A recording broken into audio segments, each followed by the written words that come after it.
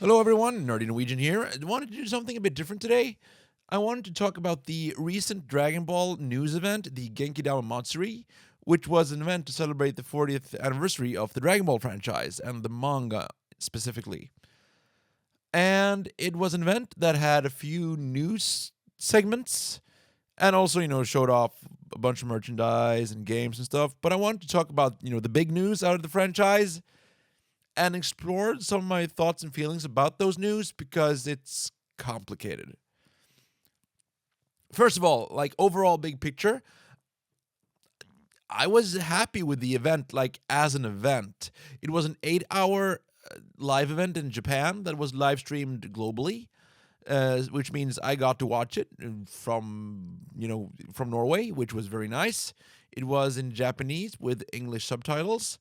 And there was some worry because when they showed Dragon Ball Daima for the first time at Comic-Con, they didn't show the trailers, only the things they said on the stage.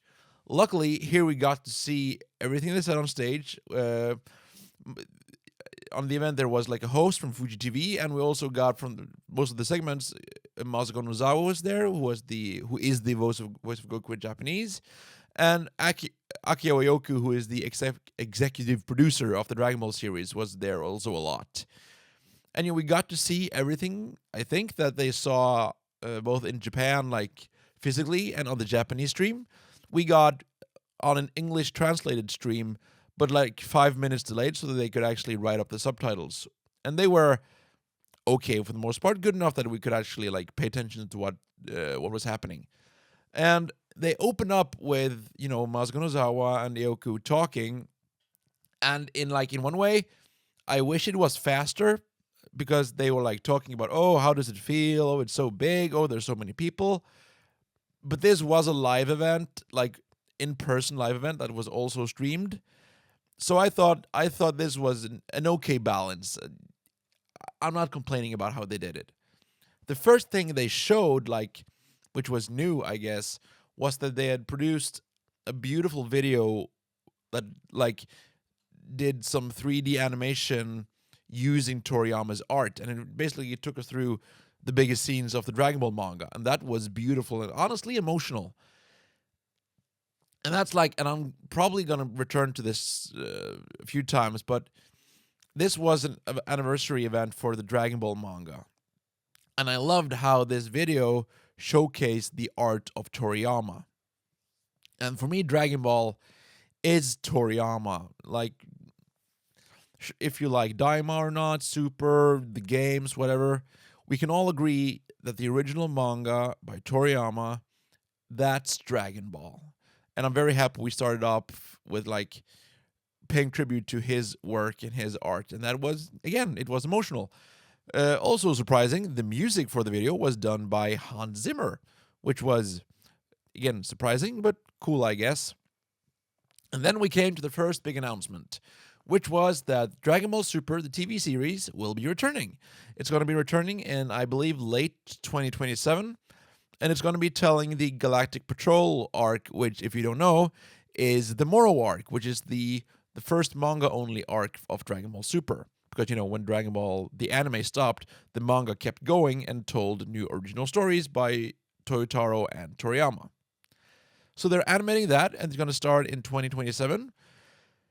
And I'm not the biggest Dragon Ball Super fan, more on that later, but I am happy we're getting this story told because this is some of the last stuff that, yes, Toyotaro is the mangaka and he's the one who drew it, and the manga is by Toyotaro, but Toriyama had a decent amount of input on that.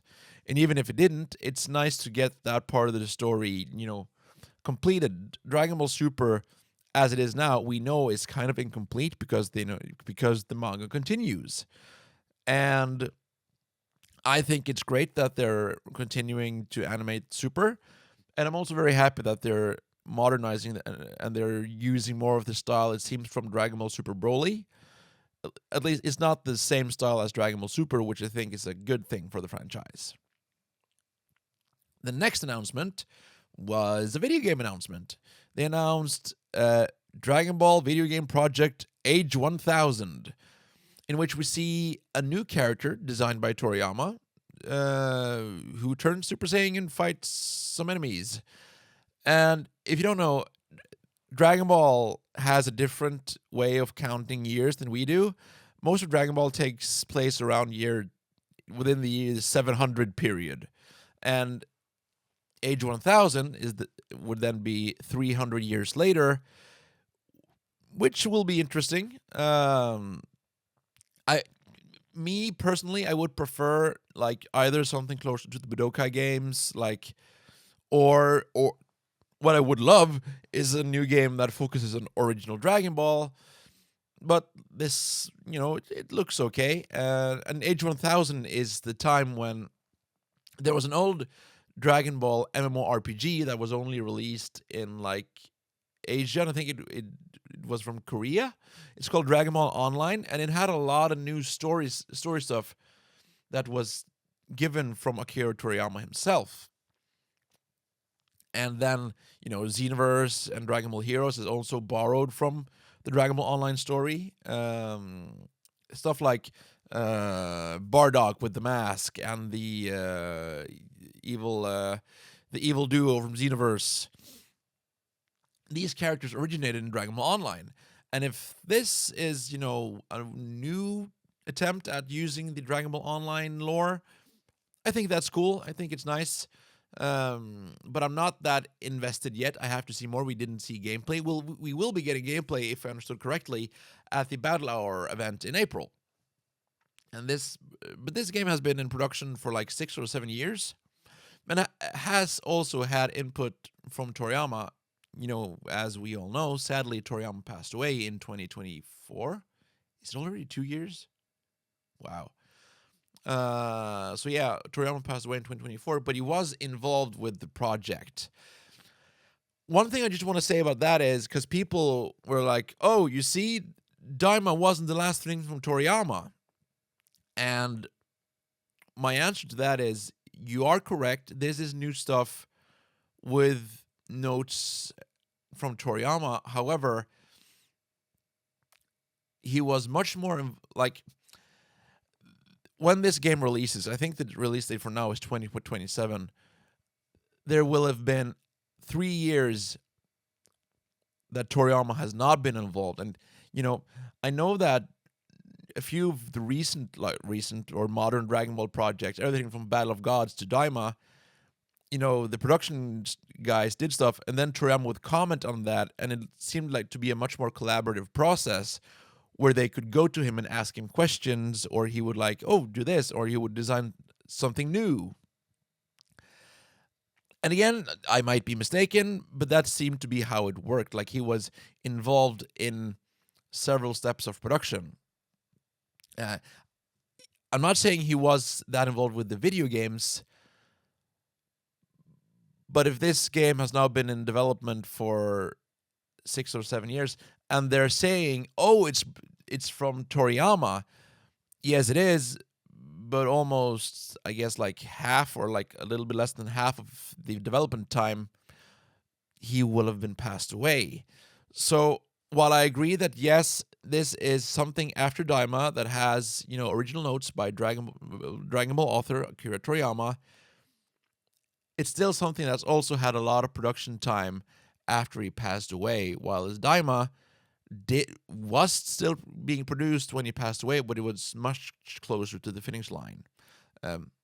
However, that's just because I know people love dogging on Daima for whatever reason. Like, okay, you didn't enjoy it.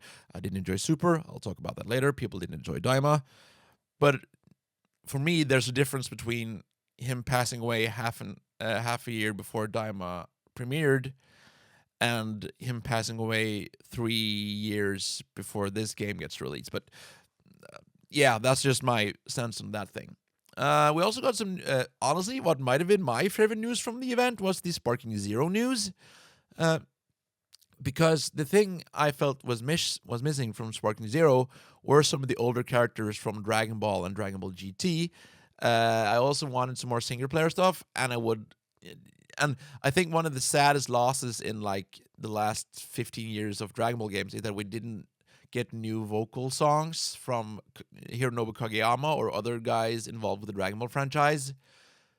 And it's been announced that we're getting all of that. We're getting King Piccolo, Grandpa Gohan, and a bunch of other characters from, well, not a bunch, but a few more characters from original Dragon Ball.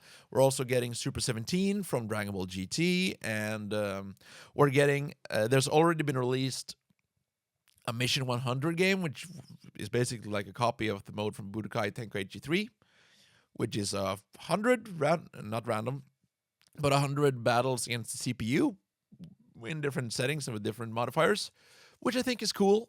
And it gives us possibilities to play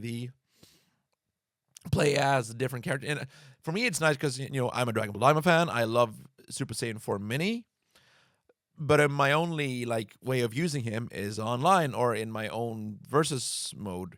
So now getting to I now have 100 battles ready that I can just enjoy being one of my new favorite characters in, which is very nice. There's also gonna be another single player mode in the summer, which is called Survival Mode, which also was in, I believe, Tenkaichi 2, and in that game, if I understood correctly, there was actually an overworld you could fly through. So who knows if they will have it here, but it's exciting. And last but definitely not least, there's a new vocal opening song that's going to be implemented in the game, written and performed by Hironobu Kageyama, who's the performer of Chala Head Chala, We Got a Power, We Are Angels, and a lot of the newer, but now still 10 or 15 years old, Dragon Ball video game songs. He's sung the intro for Budokai 2, Budokai 3, Budokai Tenkaichi 2 and 3, and Infinite World, Burst Limit, Raging Blast 1 and 2, and there's a few games I'm forgetting, but yeah, he wrote and performed his newest song. And in one way, I don't really care how good the song is. It's just so nice to have that familiar voice back in the franchise. So yeah, the Sparking Zero news wasn't the biggest news, but it was the news that hit my niche the most. So I'm very happy about that. And one of the reasons I enjoyed it is because both with the Dragon Ball characters and with Super 17 from Dragon Ball GT and with Hironobu Kageyama, it's respecting the older parts of this franchise. And that's kind of where I want to take this last announcement. Because the last thing announced was Dragon Ball Super Beerus, which is basically what Dragon Ball Kai did for Dragon Ball Z with re-editing and reanimating stuff. They're going to do that for Dragon Ball Super. And they've only announced the Beerus arc, I think, but people who are in the know are saying they're going to continue through the rest of Dragon Ball Super. I have complicated feelings. I thought Dragon Ball Super was okay. In my opinion, it's the weakest out of the Dragon Ball series. And my opinion, or my reasoning for that opinion, is that Dragon Ball, Dragon Ball Z, Dragon Ball GT, Super Dragon Ball Heroes, and Dragon Ball Daima has felt like their own thing. Dragon Ball, it's young Goku turning it and his journey into adulthood, and everyone learning who Goku is and him going, world adventure to gather the Dragon Balls. Dragon Ball Z ups the drama and the action, and it's about Goku and his, and the Saiyans basically. Dragon Ball GT is trying to, goes back to Dragon Ball, tries to be magical and exciting. Didn't really make it work. But then it's the drama of Dragon Ball Z, but with characters that are no longer in their prime, which I find to be an interesting concept. Super Dragon Ball Heroes is fan fiction, the anime, and it doesn't try to be something great. It knows that it's fan service and, promotional fun fighting stuff, and that's okay. And Dragon Ball Daima was an adventure into a new world, the demon world, with Goku as a kid again. Yes, kind of like Dragon Ball GT, but I felt in execution they were very different. For me, this is my opinion, Dragon Ball Super felt like it tried to be Dragon Ball Z again. The focus on Goku and Vegeta and the drama and the action.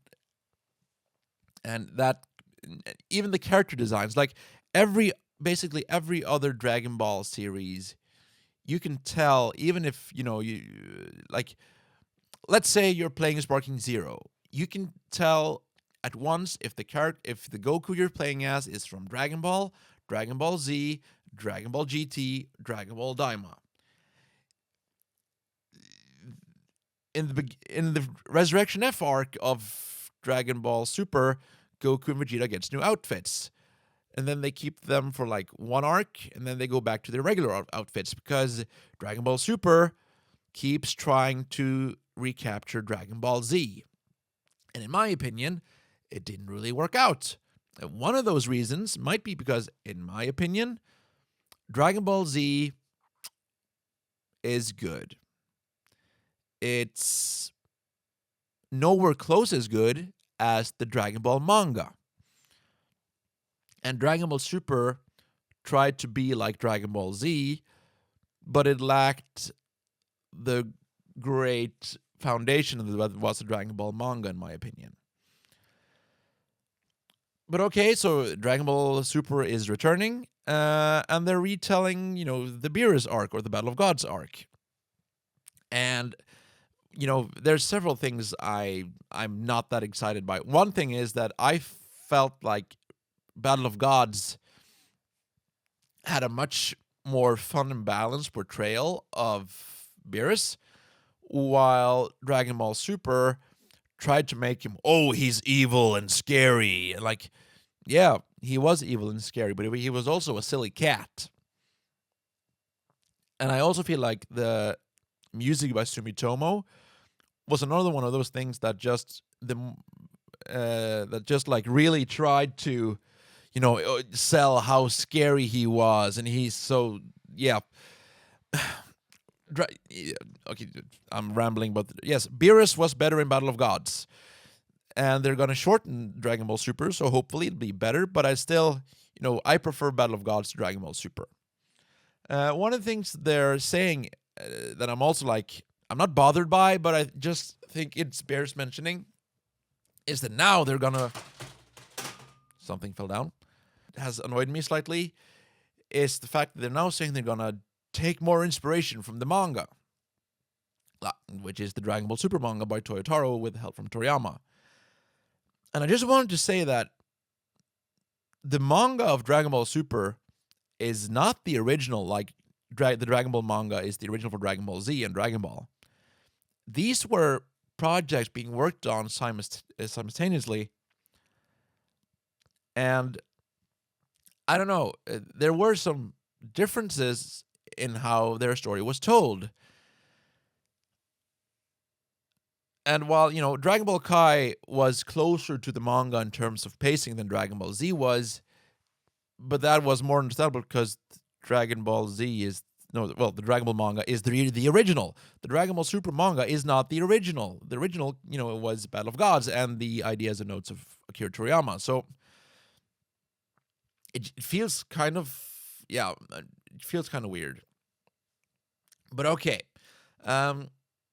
So as you can hear, I'm not very excited about the Dragon Ball Super Beerus news. However, I will say the biggest reason for that, and the biggest reason I'm not a Dragon Ball Super fan, is a bit more complicated. Because it's actually not about the show itself. It's about how how it was treated and how it's colored the franchise. Because I wish Dragon Ball Super was treated as a spin-off. And in some ways it is. The Dragon Ball Super manga is printed in V-Jump, which is the video game advertising spin-off of Shonen Jump. Dragon Ball, as well as other series like Naruto and My Hero Academia, they were published in Shonen Jump, which is like the big magazine for the shonen manga in Japan. V-Jump is a spin-off which usually focuses on video games. So the Dragon Ball Super manga in Japan is treated as a spin-off. But you wouldn't know that if you just bought the volumes in the West. And like, if you watch I mentioned Dragon Ball Online earlier, the online stuff, or the Xenoverse or Super Dragon Ball Heroes, they're very much treated like spin-offs. They're not viewed as, like, they don't get the same attention as and respect as the actual source, like the original animes from the 80s and 90s and the manga. But when Super came out, it basically got placed up alongside the original series, which I'm saddened by. You can see that like in the and it's stolen the little attention that was given to especially original Dragon Ball. If we look at like the video game rosters, like Fighters or Sparking Zero, or a lot of the other the recent MOBA mobile games and stuff, Super gets a lot more focus than Dragon Ball does, even more focus than GT does usually. When Fighters launched, there were a handful of Super characters, no Dragon Ball characters, no Dragon Ball GT characters. Dragon Ball Super has now gotten a Kai treatment. Dragon Ball never did that. I think Dragon Ball deserves that more. I was hoping for from this event that we would get a Dragon Ball retelling, like a new series based on the manga. Because in the year 2026, when the new fans show up, they usually prefer to watch more modern stuff. That's just the way the world works, sadly. And the original Dragon Ball anime is very slow paced, and it's from the older weekly storytelling model. I wish Dragon Ball, the manga, and especially the first part where Goku's a kid, got the respect and the treatment that it deserves. But now, Super is getting a retelling, and for the next years then, just like last time, the franchise is going to be very Dragon Ball Super focused. I remember when I think it was the Macy's Thanksgiving Day parade, they had Goku, a Goku balloon. But one of the years, it was Super Saiyan Blue. And yeah, it's cool that he has that form, but that's not the original. Dragon Ball, the 42 volume manga, is the original. And yes, I know this might be weird, but I want that original work to be honored, especially now that sadly Toriyama's passed away. I want his work to be honored. And I loved, like, as I mentioned in the beginning, the promo video with the animations of Toriyama's art with the music by Hans Zimmer was wonderful, and that really did honor his legacy.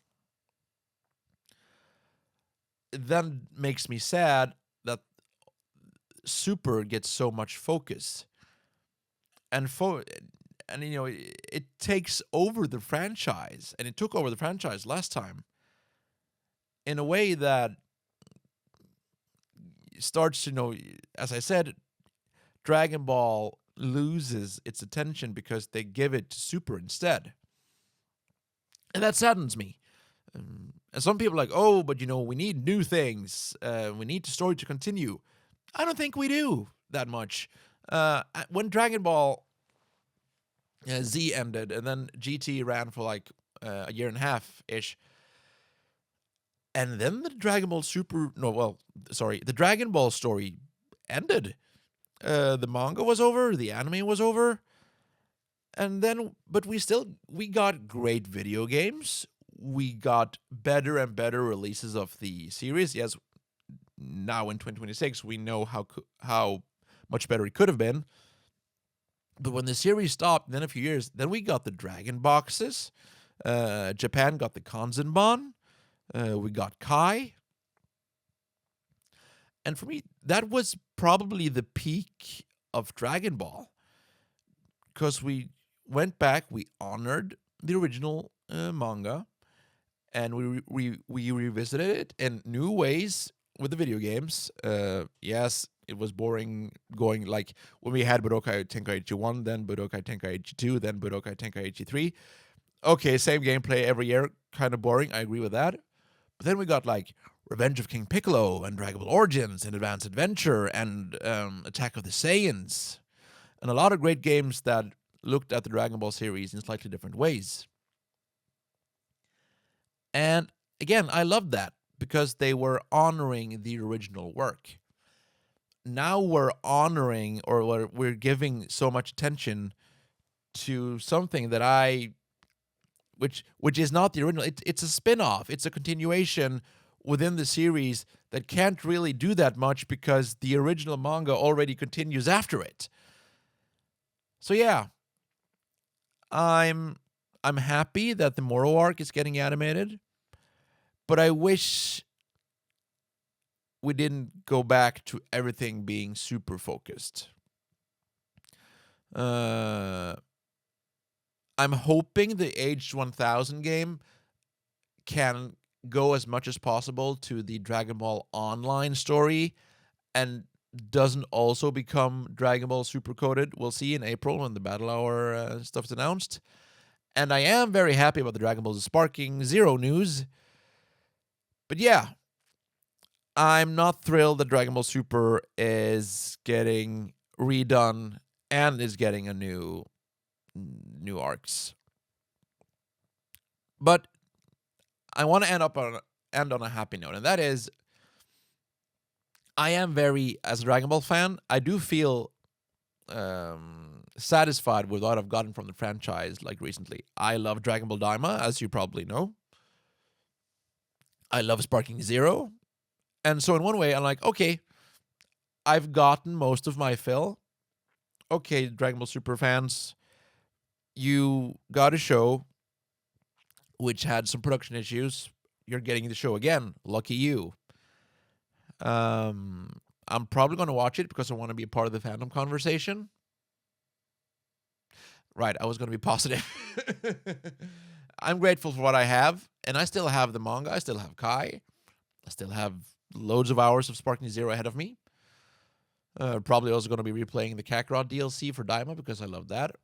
So I have recent stuff from the franchise that I will love and that I do love.